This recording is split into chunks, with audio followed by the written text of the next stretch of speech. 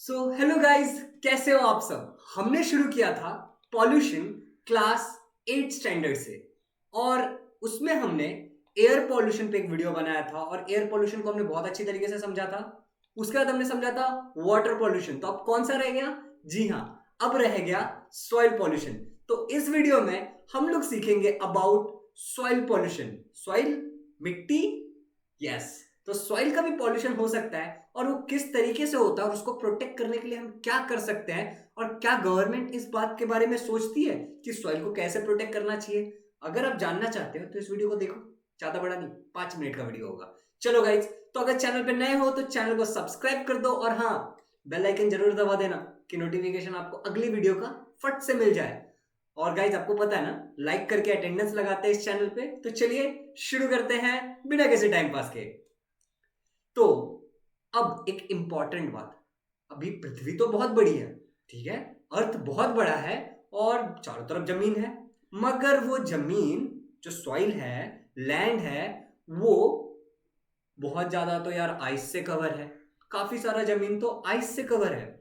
बचे हुए कुछ जमीन डेजर्ट से कवर है। एम आई राइट? बचे हुए कुछ जमीन डेजर्ट से खरे है।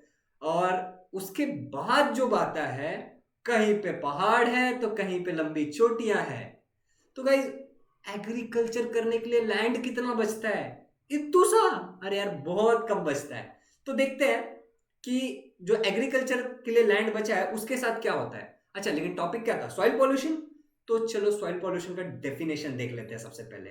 तो सॉइल पॉल्यूशन की अगर मैं डेफिनेशन की बात करूं तो ये रहा स्क्रीन पे, पढ़िए ना। चलिए साथ में पढ़ते हैं। Soil is said to be polluted. Soil को कहा जाएगा कि ये सॉइल पॉल्यूटेड है। कब कहा जाएगा? when there are changes in physical, biological and chemical properties।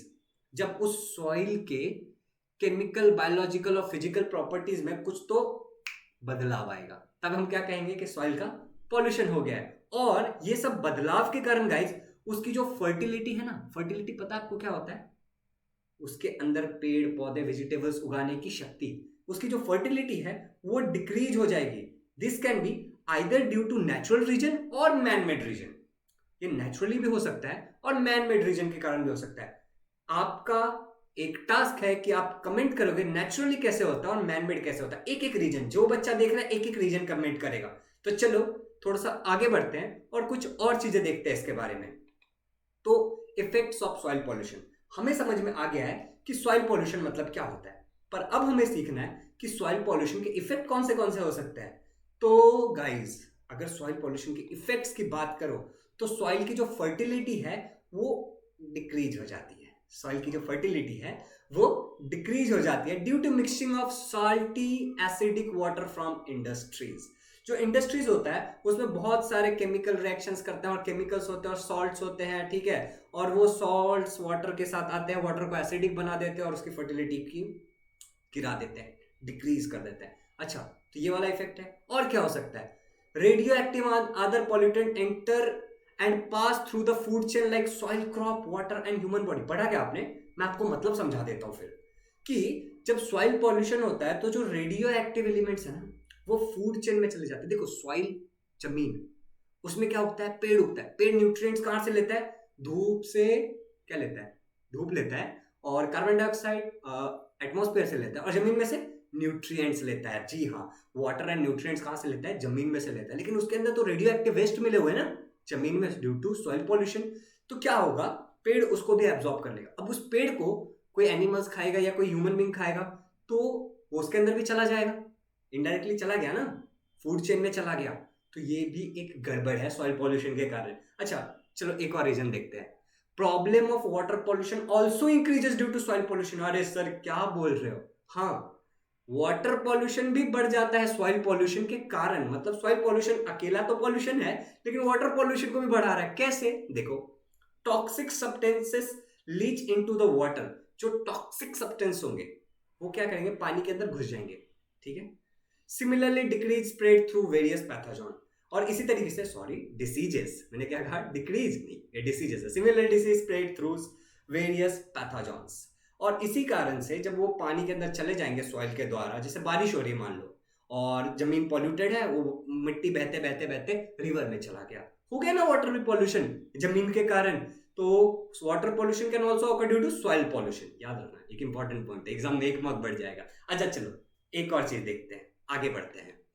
तो pollution prevention and control. Sir pollution का मतलब समझ में आ गया, कौन सा पॉल्यूशन? Soil pollution. कैसे होता है, इफेक्ट क्या होता है वो भी समझ में आ गया। प्रिवेंट कैसे करने का सर? तो देखो प्रिवेंट करना, government of India has enacted some laws for control regulation and prevention of pollution. पढ़ा ना आपने? तो गवर्नमेंट ऑफ इंडिया और दुनिया के अपने अपने गवर्नमेंट है, कुछ तो लॉज बनाया। अपन इंडिया का देखते हैं। तो देखो कुछ लॉज है जिसका मैं नाम बोलूंगा और कब आया है वो स्क्रीन पे आएगा, आप देखो फट से। Water pollution and prevention act 1974, देखो ध्यान से देखने का, 1974 में ये एक लॉ है, लॉ। चलो आगे बढ़ो। Air pollution and prevention act, air pollution के लिए है ये, कब हुआ था? 1981। देख रहे हो बढ़ रहा है, 74 से 81 हुआ, 19 ही आगे। Environmental protection act 1986। तो ये कुछ लॉज हैं जो गवर्नमेंट ऑफ इंडिया ने लागू किया, ठीक है। तो इससे क्या फायदा होगा देखते हैं। तो various laws and rules are in force in relation to biomedical waste, harmful effluents, solid waste and sound pollution. तो ऐसे बहुत सारे लॉज हैं, ये जो 3 लॉज थे उसके अंदर सब लॉज हैं जो इन सारे चीजों के बारे में ध्यान रखती है कि कुछ बायोमेडिकल वेस्ट को जमीन पे ऐसे ही ना फेंका जाए। मतलब देखो मेडिकल सब्सटेंस जो इंजेक्शन सिरिंज वगैरह कुछ होता है उसको इसी तरीके से ना फेंका जाए। हार्मफुल इफ्लुएंट्स जो भी हो उसको इस तरीके से ही जमीन पे डिस्पोज ना किया जाए, प्रॉपरली डिस्पोज हो। इस चीज का ध्यान रखने के लिए बहुत सारे लॉज हैं। साउंड पॉल्यूशन के लिए भी है कि यहाँ पे ज्यादा जोर से हॉर्न ना बजाइए, रात में पटाखे ना फोड़े, ठीक है। ऐसे बहुत सारे लॉज है। Government statutory bodies like Maharashtra pollution control board, ठीक है, सेंट्रल पॉल्यूशन कंट्रोल बोर्ड, ये 2 बॉडीज है, गवर्नमेंट बॉडीज है गाइस। ये सुपरवाइज करती है about whether the industry, industrial areas, local governing bodies like municipalities, district council, panchayat समिति, ग्राम पंचायत एक्सेट्रा। तो ये जो ऊपर के Maharashtra pollution control board for Maharashtra and central pollution control board for entire India, ये इस चीज का ध्यान रखती है कि जो इंडस्ट्री है, इंडस्ट्रियल एरिया है, ग्राम पंचायत है, म्युनिसिपल कॉर्पोरेशन है, ठीक है, ग्राम समिति है, ये सभी लोग इन लॉज का पालन कर रहे हैं या नहीं कर रहे हैं, follows the law of pollution control और नॉट। तो गाइस इस तरीके से पॉल्यूशन को किया जाता है कंट्रोल। बाकी तो हमने सीखा था कि एयर पॉल्यूशन को कैसे कंट्रोल करेंगे, वाटर पॉल्यूशन को कैसे कंट्रोल करेंगे, बट एज अ इंडिविजुअल आप क्या कर सकते हो पॉल्यूशन को कंट्रोल करने के लिए, आप ये भी कमेंट करके बताइएगा। और मुझे आपसे कोई उम्मीद नहीं है, आप बस इतना बताइए पॉल्यूशन को कंट्रोल करने में आपका क्या कंट्रीब्यूशन है। अच्छा लग रहा है? पॉल्यूशन को कंट्रोल करने में आपका क्या कंट्रीब्यूशन है, आप बताइए। और हाँ, चैनल पे अगर आप नए हो तो नीचे जरा देखो तो सब्सक्राइब का बटन, सब्सक्राइब हुआ है क्या? अगर नहीं हुआ तो सब्सक्राइब कर दो ना। तो चलिए गाइज, बाय बाय। अब मैं आपके लिए नेक्स्ट वीडियो बना के लाऊंगा नेक्स्ट चैप्टर से बहुत जल्द। Till that take care.